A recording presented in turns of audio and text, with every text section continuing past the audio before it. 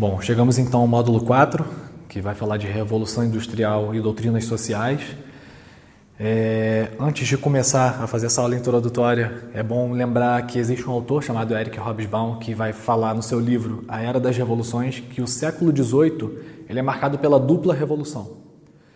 Uma revolução, que é a francesa, as duas revoluções vão mudar o mundo na visão dele. Uma, que é a Revolução Francesa, vai mudar no âmbito político, social e até mesmo cultural. O mundo não vai ser mais o mesmo depois da Revolução Francesa. E existe uma outra revolução que é econômica, e essa revolução é a Revolução Industrial. Ela começa na Inglaterra no século XVIII, no século XIX ela se espalha pela Europa Ocidental, e a Revolução Industrial ela vai mudar completamente a cara do mundo. Porque a gente vai ter uma capacidade, finalmente, de produção excessiva de riqueza como a humanidade nunca tinha visto antes. E junto com essa superprodução de riqueza vai vir um correspondente, que é a urbanização, ou seja, a gente vai ter progressivamente cada vez mais as pessoas indo morar em cidades, mas não são mais as cidades medievais, agora vão ser grandes cidades industriais, com bairros operários, com bairros ricos, e começam a aparecer, nesse momento, as primeiras grandes contradições dessa Revolução Industrial. Porque se, por um lado, ela traz uma grande produção de riqueza, uma grande capacidade de até mesmo de estimular uma visão de progresso sobre para onde estamos caminhando, ela, por outro lado, traz um correspondente social, que é a miséria, que é a grande desigualdade e que é a pobreza absoluta que a gente pode ver nos bairros operários. Existe um livro clássico que é de domínio público, do Engels, que era parceiro do Marx, que ele vai falar sobre a situação da classe trabalhadora na Inglaterra. E é um livro que deixa bem claro como essa Inglaterra industrial é dividida, né? Existe uma grande contradição aí. Um país que se torna a fábrica do mundo, como ela era conhecida na época, ela vai ser ao mesmo tempo o berço de uma miséria extrema.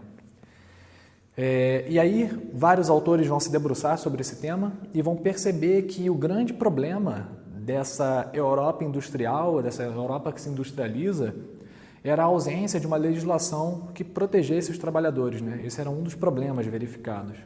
Portanto, nesse momento de extrema produção de riqueza, a gente vê que as pessoas trabalham 16 horas por dia, 18 horas por dia às vezes, crianças de 5 anos trabalhando em minas de carvão e morrendo com 12 anos de idade. A gente tem mulheres grávidas trabalhando em fábricas insalubres, fechadas e poluídas. Enfim, é um cenário desolador. É o trabalhador completamente desprotegido, completamente à mercê dos mandos e desmandos dos patrões. Então, é um mundo de uma autoridade muito forte, muito feroz contra o trabalhador. E é evidente que, num contexto desse, os trabalhadores começassem a se organizar e começassem a pensar formas de superação dessa ordem que eles consideravam injusta. Então, vão começar a surgir, a partir daí, várias doutrinas sociais, né? Vários grupos, vários nichos de pensadores vão pensar fórmulas para tentar superar esse contexto de desigualdade. E, como vocês podem perceber nos textos que estão selecionados, né, para leitura, vocês vão ter o chamado socialismo científico, que é o clássico, né, do Marx e Engels, onde ele vai propor uma ruptura total com o capitalismo, o desmonte daquela sociedade e a construção de uma sociedade nova, onde não houvesse a propriedade privada e que todos pudessem desfrutar de propriedade coletiva. Vão surgir críticos a essa visão, ela vai mostrar já em fins do século XIX um tanto quanto idealizada, um tanto quanto complexa de se colocar em prática, e você vai ter um grupo dentro da própria esquerda política que vai discordar dessa visão, que são os chamados social-democratas. E dentro desse grupo da social-democracia, a gente vai ter vários nomes, né, para se referir a um grande grupo de social-democrata. Tem social-liberal, reformista de esquerda, socialista democrático, todos eles dentro dessa grande família social-democrata.